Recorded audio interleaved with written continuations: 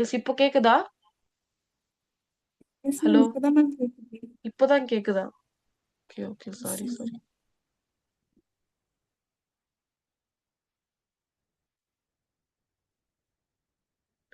So first வந்து உங்களுக்கு வந்து ஆக்டிவ் ரீகாலிங் மெத்தட். ஸோ இது வரைக்கும் நான் பேசுனது ஒண்ணுமே கேட்கவே இல்லையா? Okay okay.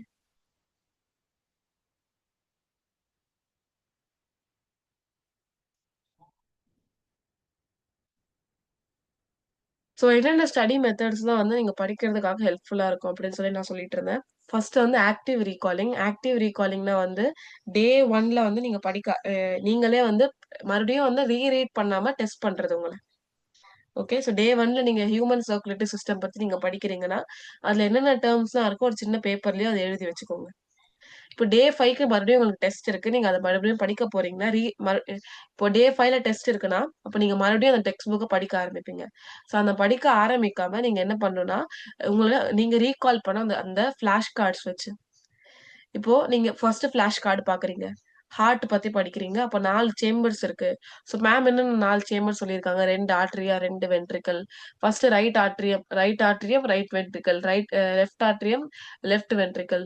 ரைட் வென்ட்ரிக்கிள்ல சுப்பீரியர் வீனா காவா மூலமா பிளட் வரும். இப்படின்னு சொல்லி அந்த கான்செப்ட் மறுபடியும் அப்படியே ரிமெம்பர் ஆகும். உங்களுக்கு ரீகால் ஆகும்.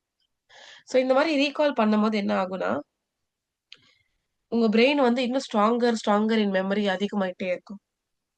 ஓகே. ஏதாவது ஒரு இன்ஃபர்மேஷன் வந்து பழைய இன்ஃபர்மேஷன் நீங்க கொண்டு வரும்போது என்ன ஆகும்னா, உங்க பிரெயின் வந்து இட் பிரெயினோடைய memory become stronger and stronger. Okay. So use flash card to study. Second one பாத்தீங்கன்னா வந்து ஸ்பேஸ்டு ரிப்பிட்டேஷன். அப்படின்னா, நீங்க ஒரு இன்கிரீசிங் இன்டர்வல்ல வந்து ரிவைஸ் பண்ணிட்டு இருக்கீங்க. ஃபார் எக்ஸாம்பிள் டே 1ல நீங்க அந்த டாபிக்க லேர்ன் பண்றீங்க. டே 2 ரிவைஸ் பண்ணுங்க. டே 4 ரிவைஸ் பண்ணுங்க. டே 7 ரிவைஸ் பண்ணுங்க.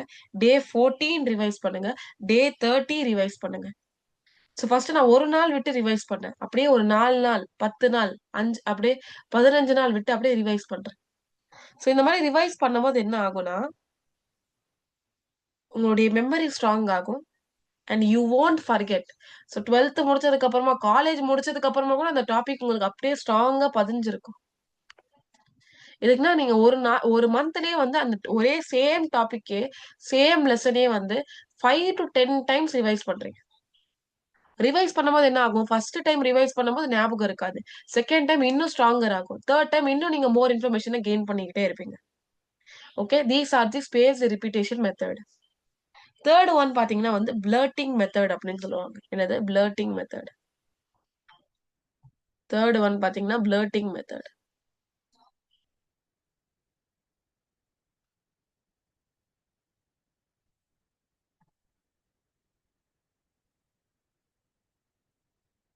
பிளர்ட்டிங் மெத்தட்.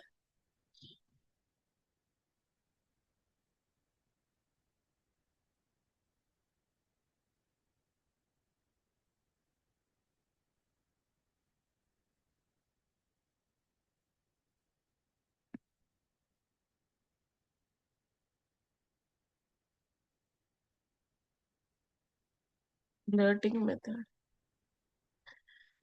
பிளர்ட்டிங் பாத்தீங்கன்னா, it is the super effective for biology. அப்புறமா தியரி, ஏதாவது நீங்க தியரி படிக்கிறீங்கன்னா, சயின் பிசிக்ஸ், கெமிஸ்ட்ரி இல்லைன்னா இங்கிலீஷ், சோஷியல் என்ன சப்ஜெக்ட் வேணாலும் இருக்கட்டும். அதோடைய தியரி படிக்கிறீங்களா? எந்த சப்ஜெக்டோடைய தியரி படிக்கிறீங்களா? இல்லைன்னா வந்து பயாலஜிக்கு பயாலஜில தியரி தானே இருக்கும் மோஸ்டா. ஸோ பயாலஜி படிக்கும்போது என்ன ஆகும்னா, சூப்பர் எஃபெக்டிவா இருக்கும் இந்த பிளர்ட்டிங் மெத்தட். ஸோ இது எப்படி பண்ணும்? How to do it? I will tell you how to do it. First read the chapter once. ஒரு வாட்டி இந்த சாப்டரை ரீட் பண்ணிக்கோங்க. Second one close the book. Third step என்னதுன்னா, டேக் அ பிளாங்க் பேப்பர். ஒரு பிளாங்க் பேப்பர் எடுத்துக்கோங்க. ஒரு A4 Shito இல்ல ஒரு ரஃப் நோட் பேப்பரோ எடுத்துக்கோங்க. நீங்க உங்களுக்கு என்னென்ன தெரியுதோ, என்னென்ன ரிமெம்பர் பண்ண முடியுதோ, ரைட் டவுன் எவ்ரிதிங். இப்போ அத வந்து compare it with the text book. Okay. இப்போ நீங்க ஒரு 30 டாபிக் படிச்சிருக்கீங்க. 30 டேர்ம் படிச்சிருக்கீங்க. எழுதும்போது என்ன ஆகுதுன்னா, ஒரு 20 டேர்ம் இல்ல ஒரு 15 டேர்ம்ஸ் எழுதுறீங்க. ரிமெம்பர் பண்ணி, ரீகால் பண்ணி. இப்போ அந்த நெக்ஸ்ட் 15 டேர்ம்ஸ் இருக்குல்ல, அத வந்து நீங்க நல்லா படிங்க. அந்த மிஸ்ஸிங் ஏரியாஸ். இது என்ன பண்ணும்னா வந்து, this improves recalling and also identifying the week spots instantly. So உங்களுடைய ஸ்ட்ராங்கான டாபிக், ஸ்ட்ராங் டெர்ம்ஸ் எல்லாம் நீங்க என்னென்ன ஸ்ட்ராங்கா படிச்சிருக்கீங்களோ, அதெல்லாம் நீங்க எழுதிருவீங்க அந்த பிளாங்க் பேப்பர்ல. எந்த டாபிக்லாம் நீங்க எழுதலையோ, எதெல்லாம் உங்களால எழுத முடியல, அதெல்லாம் வீக் டாபிக்ன்னு உங்களுக்கு ஐடென்டிஃபை பண்ணிடுவீங்க நீங்க. இப்போ அந்த வீக் டாபிக்க மறுபடியும் படிங்க. இப்போ நெக்ஸ்ட் டைம் நெக்ஸ்ட் செகண்ட் பிளர்ட்டிங் மெத்தட்ல என்ன பண்றீங்கன்னா, மறுபடியும் அந்த பேப்பர் எடுங்க. இப்போ பாத்தீங்கன்னா, ஒரு 30 டெர்ம்ஸ்ல நீங்க 28 டெர்ம், 25 டெர்ம்ஸ் எழுதிருவீங்க. Because he revised it 2 times. இப்போ அந்த 28 டெர்ம்ஸ் தான் வருதுன்னா, நெக்ஸ்ட் டெர்ம்ல நீங்க நெக்ஸ்ட் பிளர்ட்டிங் மெத்தட்ல என்ன பண்ணுவீங்கன்னா, மறுபடியும் நீங்க எழுத ஆரம்பிச்சுருவீங்க எல்லா டெர்ம்ஸும். ஓகே. ஸோ ரீட் பண்ணுங்க சாப்டர, க்ளோஸ் பண்ணுங்க புக்க, ஒரு பிளாங்க் பேப்பர் எடுங்க, எல்லாமே எழுதுங்க. உங்களுக்கு என்ன தெரியுதோ, என்னென்ன டெர்ம்ஸ்லாம் தெரியுதோ, நீங்க படிச்சிருக்கீங்களோ அத எழுதுங்க. இப்போ இந்த டெக்ஸ்ட் புக்கோட கம்பேர் பண்ணுங்க. என்ன மிஸ்ஸிங் ஏரியாஸ் இருக்கோ அதெல்லாம் மறுபடியும் படிங்க. அது இன்னொரு வாட்டி செகண்ட் பிளாங்க் பேப்பர் எடுத்து மறுபடியும் எழுதுங்க. So this helps to remember, recall and identify the weak spots instantly. And the fourth one பாத்தீங்கன்னா வந்து blurting method, Feynman method. இது வந்து நான் வந்து இது பர்சனலா யூஸ் பண்ணியிருக்கேன் நெறைய டைம்.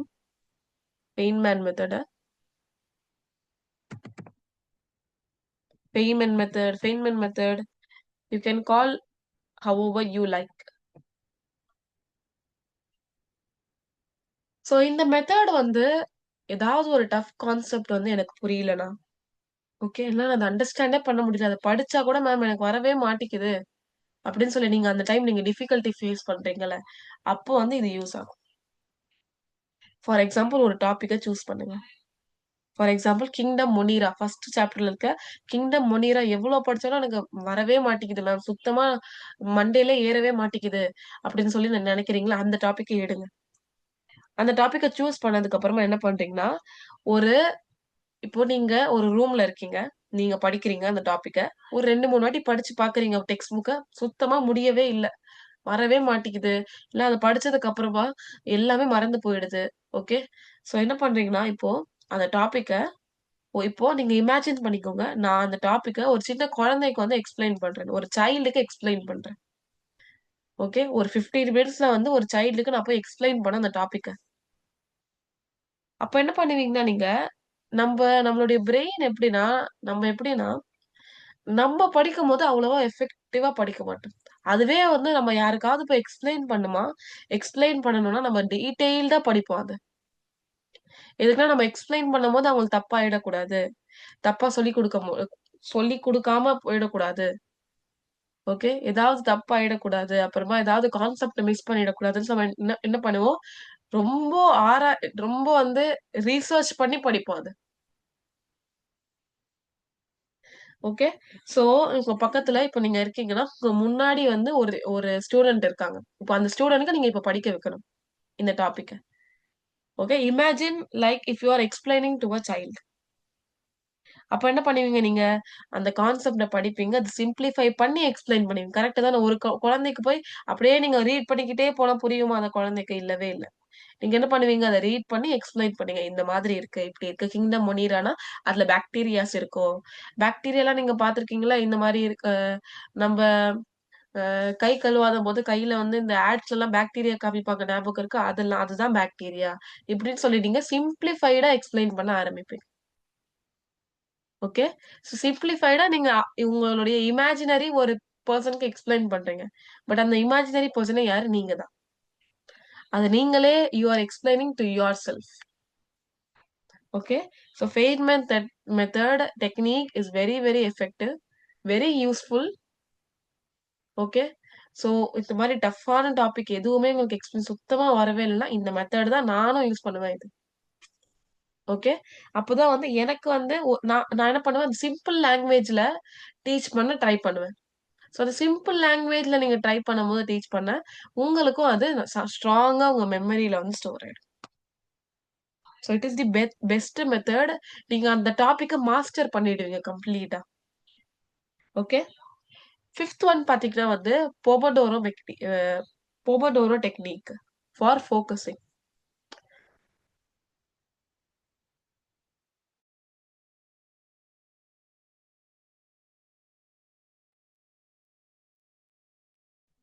ஸோ 5த் ஒன் பாத்தீங்கன்னா வந்து பொமோடோரோ டெக்னிக்.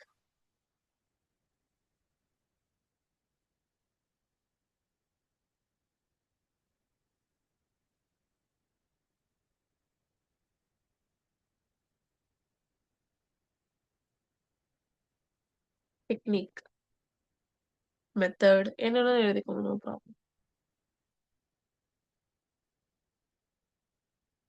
ஸோ இது வந்து ஃபோக்கஸ்க்காக, டீப் ஃபோக்கஸ் பண்றதுக்காக கிளாஸ்லயும் இருக்கட்டும், இல்லன்னா வந்து ஏதாவது நீங்க படிக்கும்போது, for example you are so exhausted. So throughout the day நீங்க எக்ஸாஸ்டடா இருக்கீங்க. ஆனா but you have to study.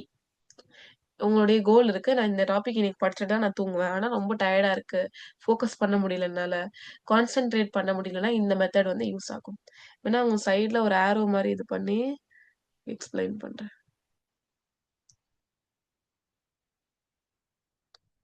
For deep focus.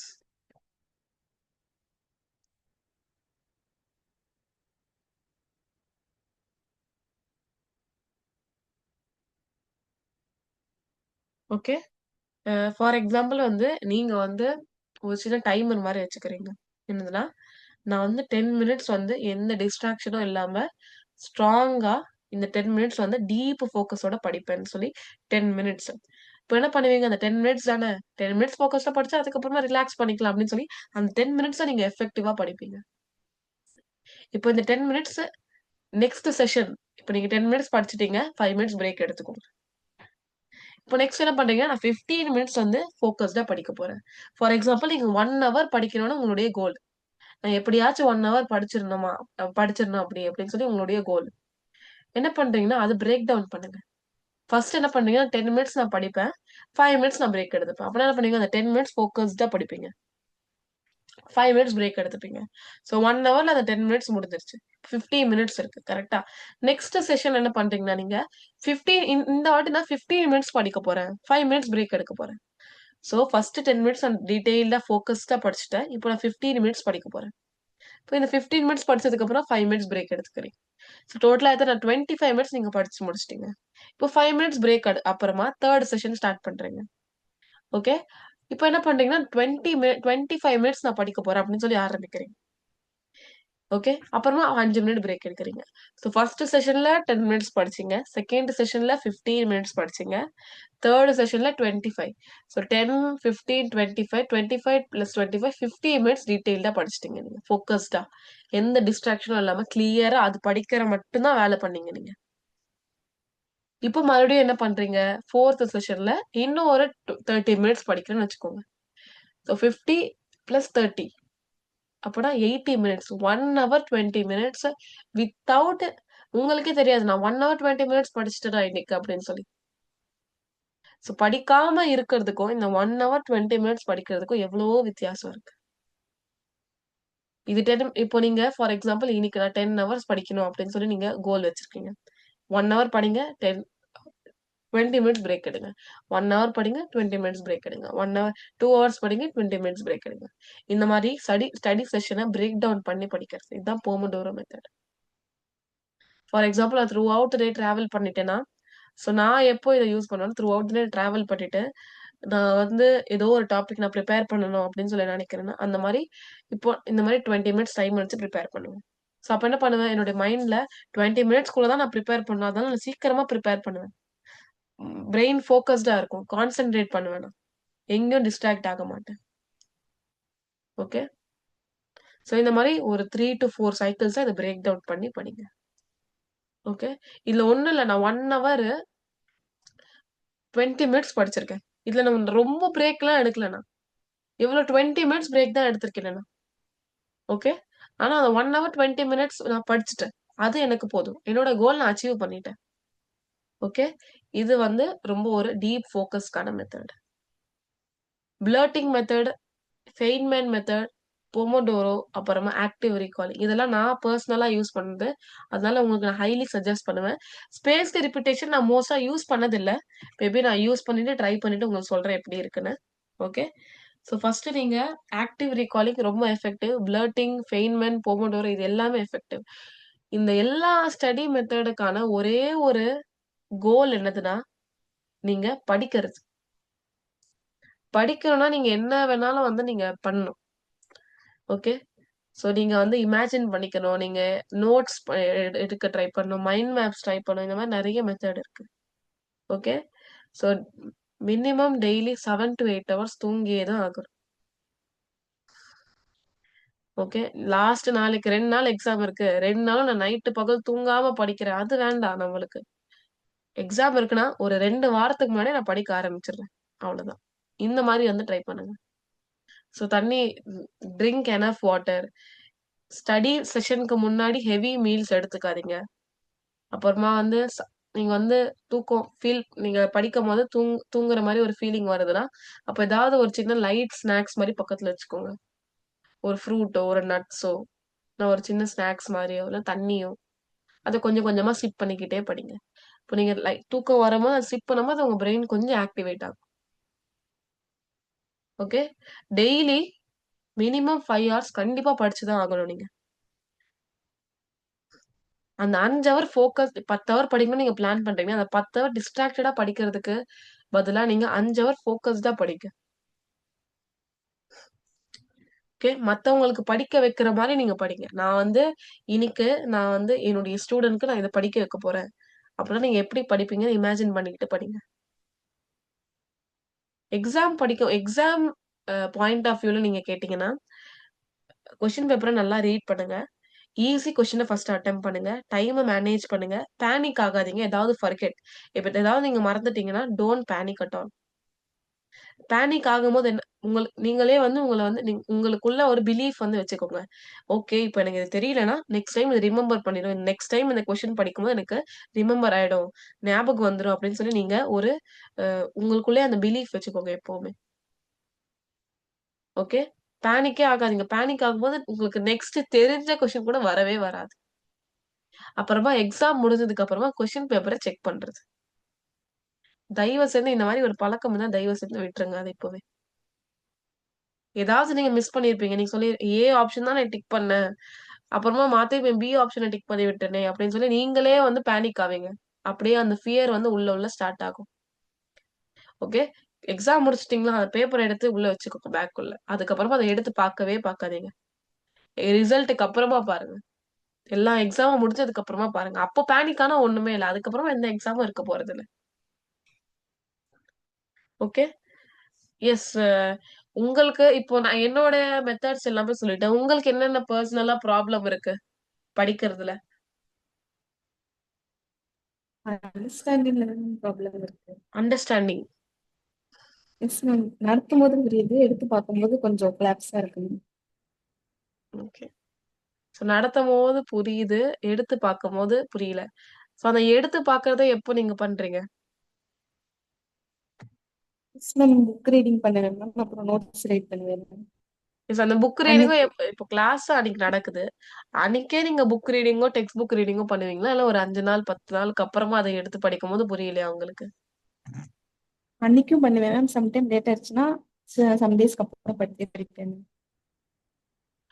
So நீங்க என்ன பண்ணுங்கன்னா, ஸோ இந்த ப்ராப்ளம் எல்லாருக்கும் வந்து இந்த ப்ராப்ளம் தான் இருக்கு. ஃபர்ஸ்ட் சொல்லும்போது நீங்க சொல்லிக் குடுக்கும்போது நல்லா புரியுது. அத எடுத்து பார்க்கும்போது எனக்கு புரியவே புரியாது. ஸோ அப்போ நீங்க என்ன பண்றீங்கன்னா, ம் சொல்லும்போதே வந்து ஸோ இந்த மாரி வந்து ஃபர்ஸ்ட் நீங்க வந்து ப்ரையாரா வந்து ரிவைஸ் பண்ண மாட்டேங்கிறீங்க அப்படின்னு சொல்லி அர்த்தம். ஸோ நீங்க ஃபர்ஸ்ட் இந்த மாரி வந்து ஃபர்ஸ்ட் டே நீங்க படிக்கிறீங்க. அந்த கிளாஸ் நடக்குது. அத நீங்க புக்கும் படிக்கிறீங்க, எல்லாமே படிக்கிறீங்க. அத 3 டே இல்ல 2ண்ட் டேவே மறுபடியும் அத ஞாபகம் பண்ண ட்ரை பண்ணுங்க. இந்த ஆக்டிவ் ரீகாலிங் மெத்தட் ட்ரை பண்ணுங்க. மறுபடியும் அத ரீகால் பண்ணுங்க. அப்போ உங்களுக்கு ஏதாவது கான்செப்ட் அண்டர்ஸ்டாண்ட் ஆகலாம். நீங்க என்கிட்ட டவுட் கேளுங்க. இல்லன்னா வந்து நீங்க மறுபடியும் அந்த லெக்சர் எடுத்து அந்த பர்ட்டிகுலர் டாபிக்க மறுபடியும் வந்து அத போட்டு பாருங்க. அத ரிவைஸ் பண்ணுங்க. நெக்ஸ்ட் 5த் டே பண்ணுங்க. இந்த மாரி 1, 3, 5, 7 இது 4 நாள் ஒரு வாரத்துல நீங்க படிச்சிட்டீங்கன்னா, உங்களுக்கு நெக்ஸ்ட் வாரம் அது கண்டிப்பா ஞாபகம் வந்துரும். இந்த வாரம் ட்ரை பண்ணுங்க இத. ஓகே. ஸோ 1, 3, 5 ஃபர்ஸ்ட் டே 1, டே 3, டே 5, டே 7 இது 4 நாள் நீங்க வந்து ரிவைஸ் பண்ணிட்டீங்க. ஓகே. ஆக்டிவ் ரீகாலிங் மெத்தடோ ஏதோ ஒரு மெத்தடால நீங்க ரிவைஸ் பண்ணிட்டீங்க. ஸ்ட்ராங் பண்ணீங்க டாபிக். நெக்ஸ்ட் வீக் எடுத்து பாருங்க. நெக்ஸ்ட் வீக் அத படிச்சு பாருங்க.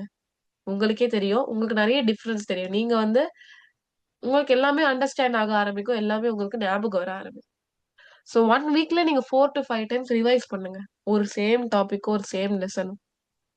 நீங்க 1 1 அந்த வீக்ல படிச்சு ஒரு 4 4 வீக்ஸ்க்கு அப்புறமா எடுத்து படிச்சீங்கன்னா, யாராலயும் அது ரிமெம்பர் பண்ணவே முடியாது. Okay? Okay. Next method. Next problem. Next problem. அவ்வளவுதான் நான் மெமரிஸ்லாம் பண்ணிடுவேன் மேம். அண்டர்ஸ்டாண்டிங் வரும். அண்டர்ஸ்டாண்டிங் தான்.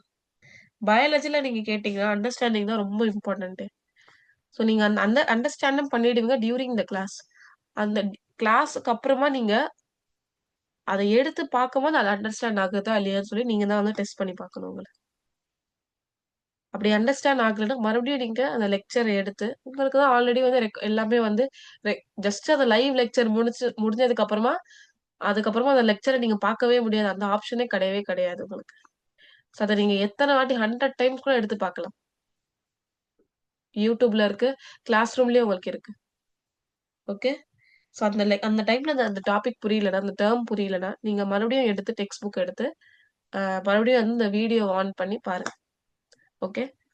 இல்லன்னா அப்போ அந்த வீடியோ பார்த்து கூட எனக்கு புரியலன்னா டவுட் கேளு. நெக்ஸ்ட் கிளாஸ்லயோ, இல்ல கிளாஸ் ரூம்லயோ, யூடியூப்லயோ எதுல வேணா டவுட் கேளுங்க. அதுல வந்து நாங்க வந்து ஆன்சர் பண்ண ரெடியா இருக்கோம். Okay.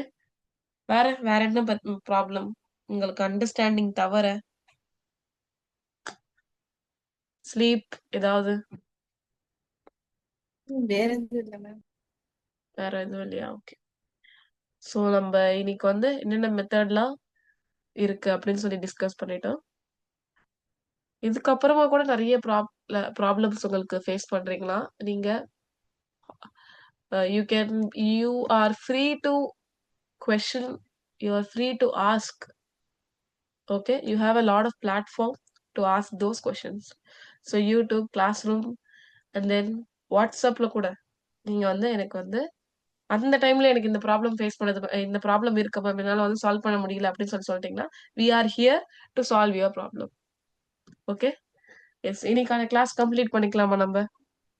Ma'am thank you ma'am. Yes. Thank you.